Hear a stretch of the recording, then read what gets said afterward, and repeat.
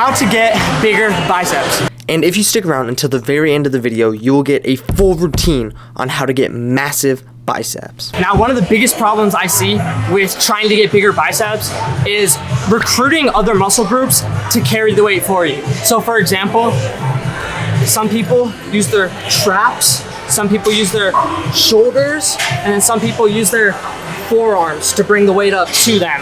When in reality, you're supposed to have a stationary arm, elbow, and then curl the weight up with just the bicep alone.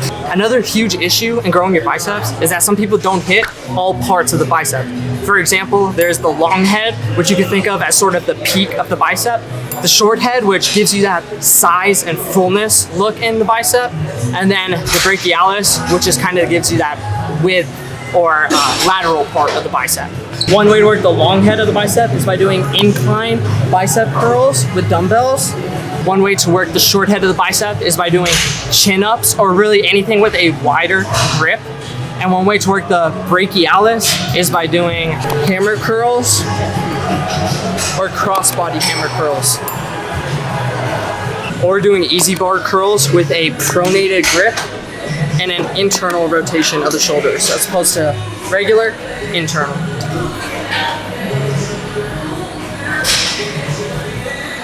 Another huge problem that you probably see more common than not in the gym is people using momentum to bring the dumbbells up. So in other words, they are not curling strictly, they're simply throwing the weights up and letting them bounce down fast so they could curl it up even faster.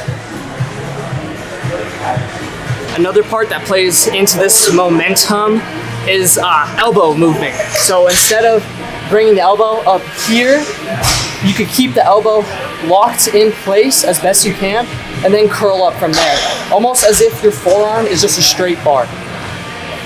You see the elbow is locked in place. One way to practice keeping your elbow in place is by doing bicep curls against a wall or using a cable machine from an elevated position. Make sure your elbow is fully stretched out before curling it. One of the best ways to get as much growth as possible is going through a full range of motion. You can elicit so much more hypertrophy when you are experiencing a stretch under a load. Speaking of full range of motion, incline dumbbell curls are one of the best bicep exercises you could do, mostly because you do get that full range of motion. Just naturally, the gravity is pushing down on your arms and your hands back with the dumbbell.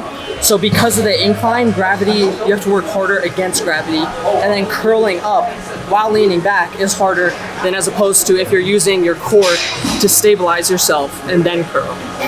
Another great thing about it is that when you are laying back like this, you are far less likely to be able to swing the dumbbell up without catching yourself cheating, and it keeps you going a lot more strict overall. You're also a lot less tempted to throw yourself out of the seat, and it keeps you a lot more strict.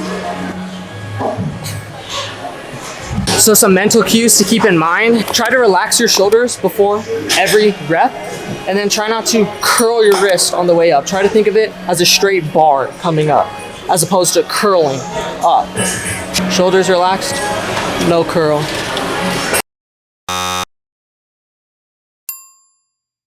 One thing to help you get better with keeping your elbow in place is by using a cable machine and fully extending your arm out first to keep the elbow locked in place and then curling from there. You catch yourself a lot more when you're cheating the rep with the rest of your body as opposed to when you're fully stretched out and then curling your foot.